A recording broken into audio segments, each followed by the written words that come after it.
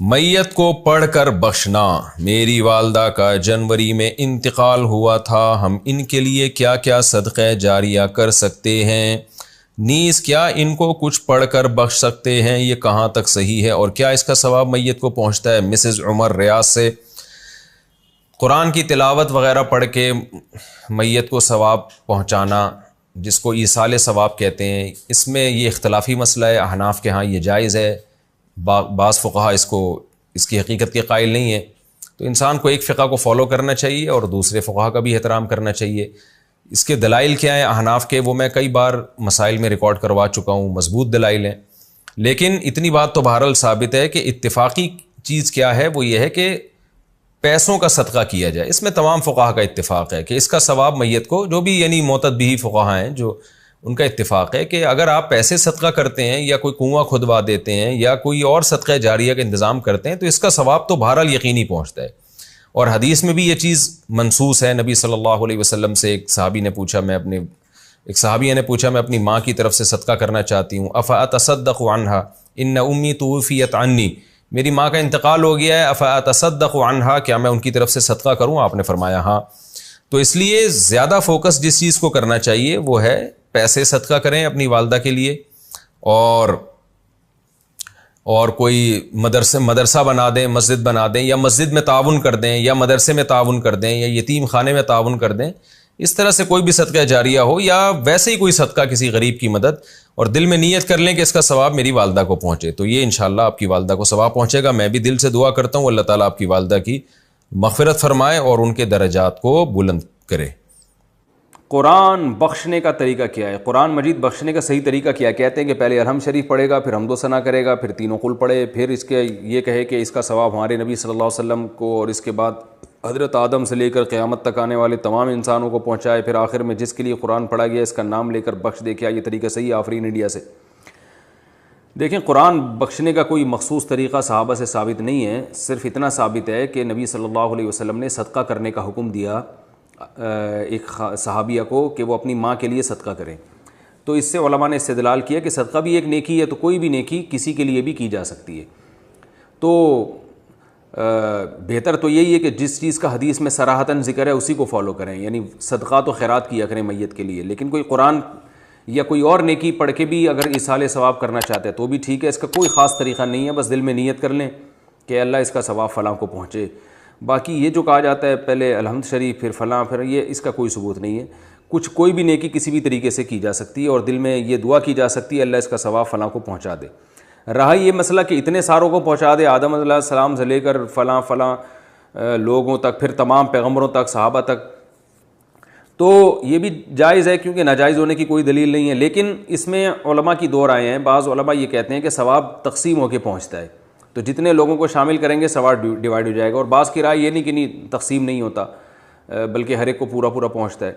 تو ان میں سے کسی بھی مسلک پہ کوئی مضبوط قرآن و سنت سے دلیل کسی کے پاس نہیں ہے۔ کہ اللہ کی رحمت سے امید کی جا سکتی ہے کہ اللہ سب کو سارا ہی ثواب پہنچا دیں، اللہ چاہیں تو ڈیوائڈ کر کے پہنچا دیں۔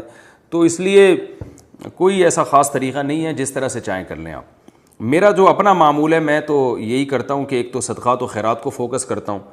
جو میرا جو معمول ہے کہ جو میت کے لیے جو حدیث میں جو چیز منصوص ہے، جو متفقون علیہ، اور اگر قرآن پڑھ کے کرنا چاہیں تو دل میں بس اتنی نیت کہ سورہ فاتحہ پڑھی یا کوئی بھی سورت پڑھ لی، اللہ اس کا ثواب فلاں کو پہنچے، تو سب طریقے ٹھیک ہیں۔ جنازے کے سامنے قرآن پڑھنے کی حقیقت۔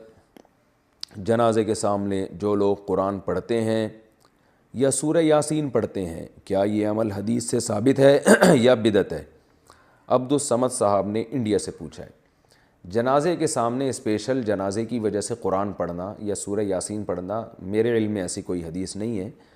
تو اور جب تک جنازے کو نہلایا نہ گیا ہو تو اس کے سامنے تلاوت کرنے کو فقہا نے غلط لکھا ہے، ناجائز لکھا ہے۔ تو جب تک جنازے کو نہلایا نہ جائے تو پھر نہلانے کے بعد آپ اس کے سامنے قرآن پڑھ سکتے ہیں، لیکن کوئی سنت عمل نہیں ہے۔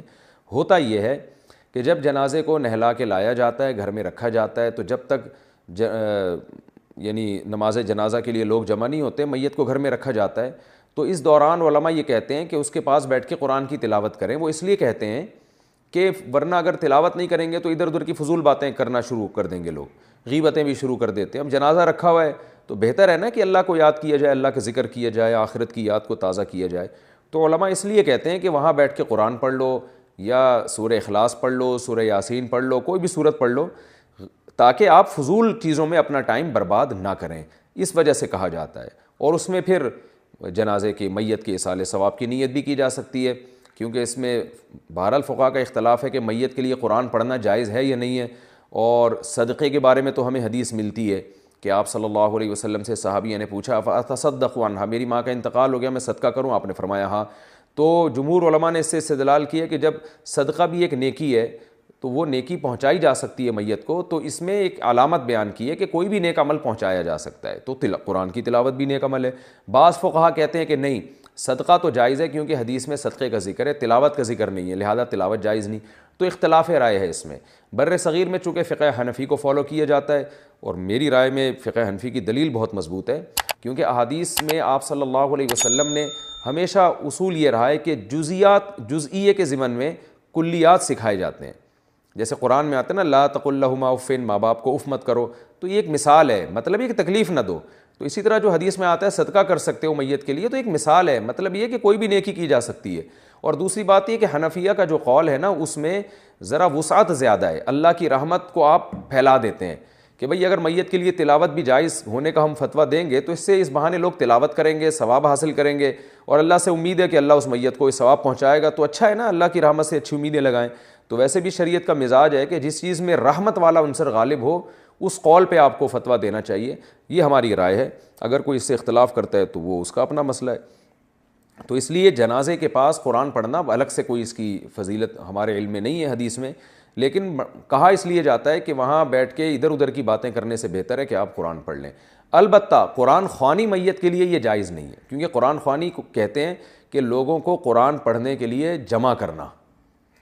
تو قرآن پڑھنے کے لیے جو جمع ہے نا, تو اجتماعی عمل کے لیے ثبوت ضروری ہے, یہ خوب ذہن میں رکھیں.